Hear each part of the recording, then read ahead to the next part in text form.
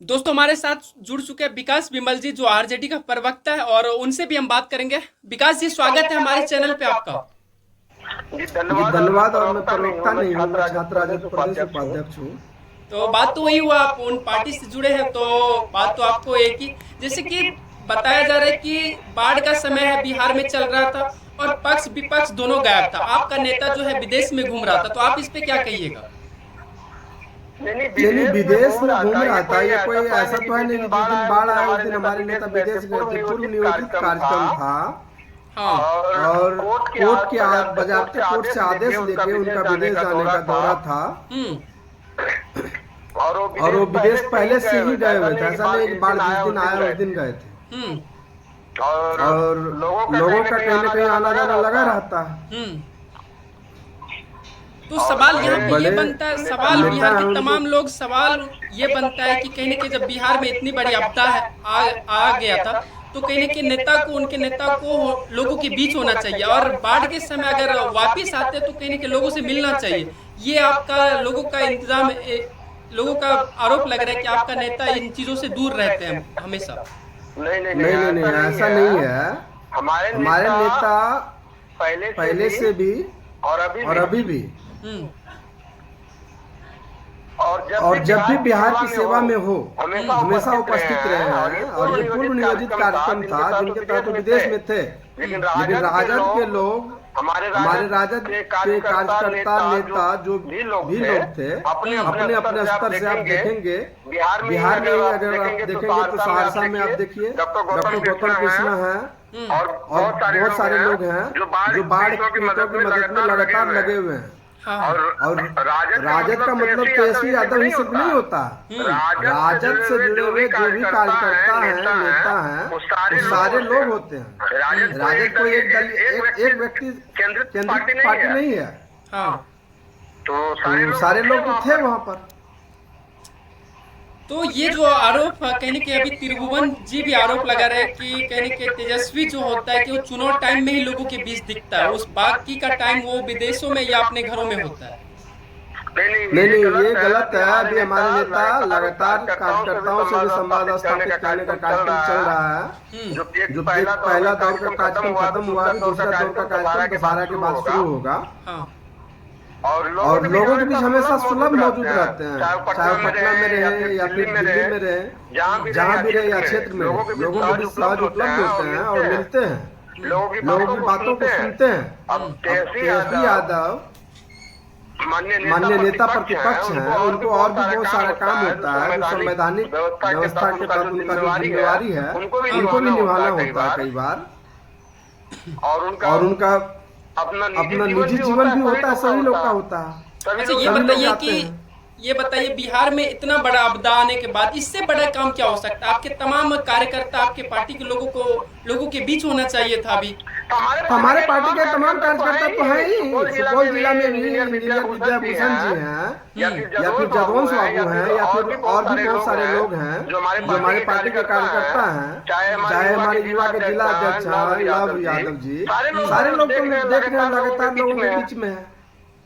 त्रिभुवन जी आप ये बताइए, आप तो ग्राउंड रिपोर्ट पे लोगों तक पहुंचे थे, आपको क्या लग रहा है कि ये जो पार्टी के लोग हैं क्या लोगों के बीच था क्या? देखिए, उन सब चीज़ को छोड़िए, आप ज़्यादा दूर नहीं जाना हमको। आप लोकसभा चुनाव को देख लीजिए। जब पूर्णिया में एक निर्दलीय उम्मीदवार पप्पू यादव जी चुनाव लड़ रहे थे तो राजद के जितने भी जीते हुए विधायक थे, जितने भी एमएलसी थे या राज्यसभा सांसद थे, सबको वहाँ उतार दिया गया था। सब लोग कैंप कर रहे थे। ये पप्पू यादव चुनाव जीते ये कोई बड़ी बात नहीं। आज देख लीजिए कि इस बाढ़ में पप्पू यादव जी क्या कर रहे हैं, ये कहने की बात नहीं है। लेकिन इतनी बड़ी बाढ़ में अगर वही तेजस्वी यादव जी सब विधायक को और जितने भी उनके जीते हुए सांसद या अन्य लोग हैं उनको आप आदेश देते कि जाओ भाई बाढ़ के क्षेत्र में अपना जो है कैंप करो, लोगों को देखो, लोगों की मदद करे, तो क्या हो जाता? शायद त्रिभुवन जी का चश्मा शायद ज्यादा नंबर का है, या फिर उनका सही से काम नहीं कर रहा है।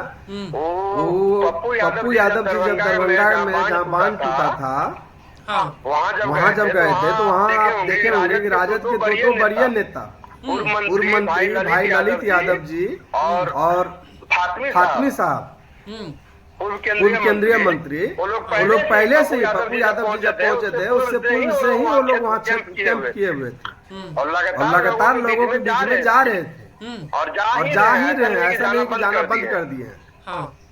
अब मीडिया उनको नहीं दिखाता अलग बात है, पर आप तो देखिए वीडियो में देखिए पप्पू यादव जी के साथ भाई ललित यादव जी उनके ही बाइक पे बैठ के घूम रहे हैं कि नहीं, ऐसा तो है नहीं कि गए होंगे तो बुलाए होंगे, पूर्व से वहाँ थे तभी तो उनको मिले। तो ये एकदम बेबुनियाद का आरोप है कि विधायक नहीं घूम रहे। चंद्रराज चौपाल जी जो सुपौल लोकसभा के उम्मीदवार रहे थे वो लगातार लोगों के बीच में जा रहे हैं, जगोश बाबू है लगातार लोगों के बीच में जा रहे हैं।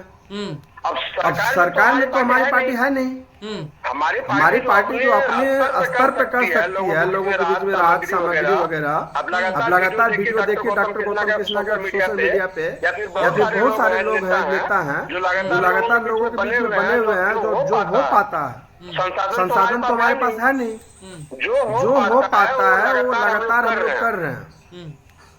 अब हमारे पास लूट का कोई पैसा तो नहीं है, हम लोग जाके बांटेंगे। रणधीर जी हम लोग समाजवादी लोग हैं, हम लोग संसाधन जितना हम लोगों के पास उपलब्ध रहता है उस संसाधन के साथ हम लोगों के बीच में रहने का काम करते हैं। रणधीर जी हाँ जी बोलिए। विकास विमल जी को पूछिए कि विपक्ष का जिम्मेवारी क्या है, आप अपनी जिम्मेवारी निभा रहे हैं।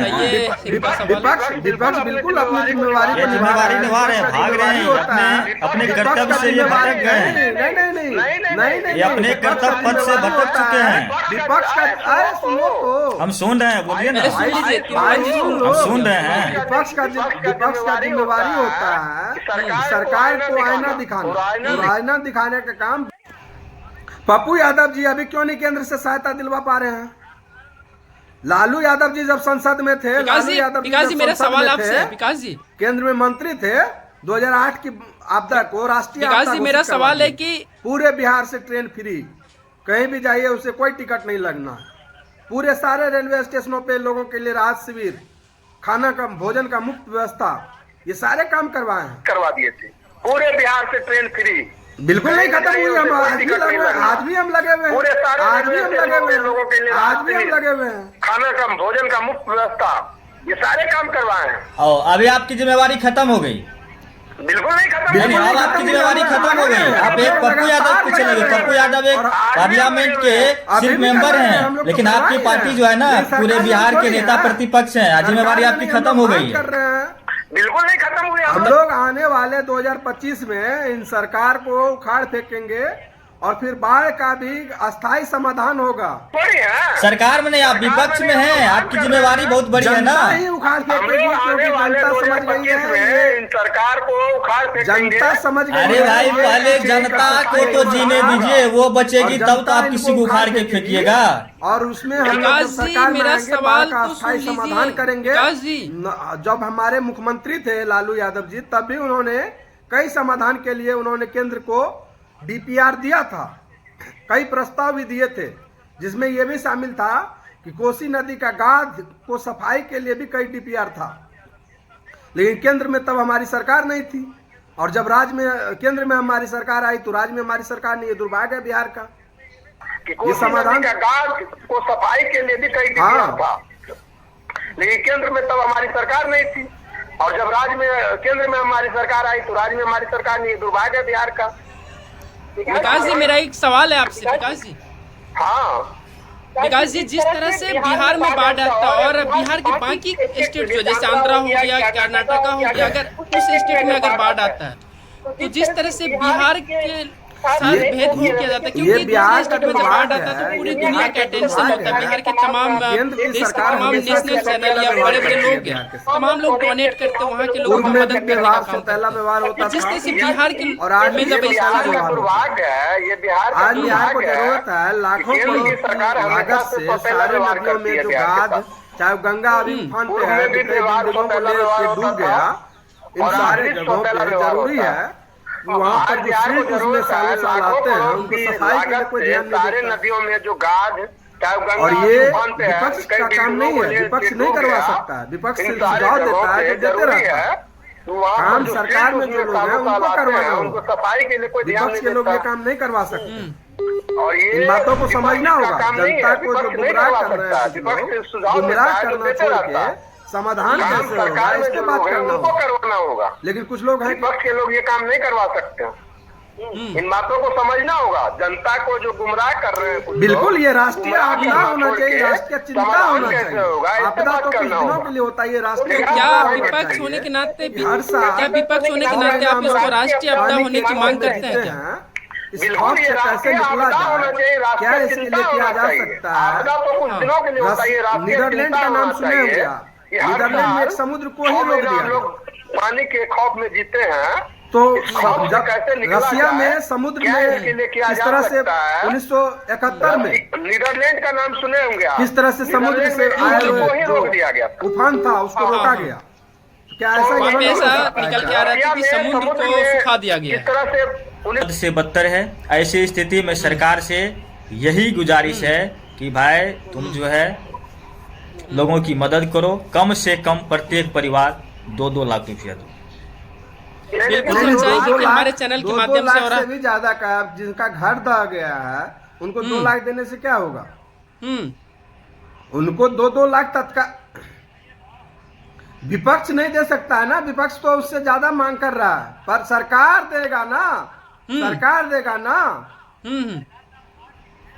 मांग हम लोग कर रहे हैं और हम लोग मांग ये भी कर रहे हैं कि अस्थाई समाधान कैसे हो, इसके हाँ। दिशा में सरकार काम करे।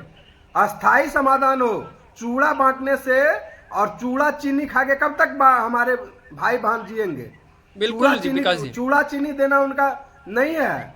उनको किस तरह से अस्थाई रूप से निजात दिलाया जा सकता है, वो भी कैसे मुख्य धारा में जिएंगे, कैसे पानी का खौफ खत्म होगा और पानी किस तरह से चाहे डैम बनाए या फिर सरकार चाहे तो कोसी नदी की जो मैक्सिमम गहराई है, हाँ मैक्सिमम गहराई, इस पे विधानसभा में जब विधायक थे जदवंश बाबू, उन्होंने भी हाँ। एक प्रस्ताव लाए थे कि कोसी नदी की मैक्सिमम गहराई जितना है उतने गहराई में बैराज से लेके गंगा तक खुदाई करके बिल्कुल उसको खत्म कर देना चाहिए और एक बांध के अंदर उसको रख देना चाहिए।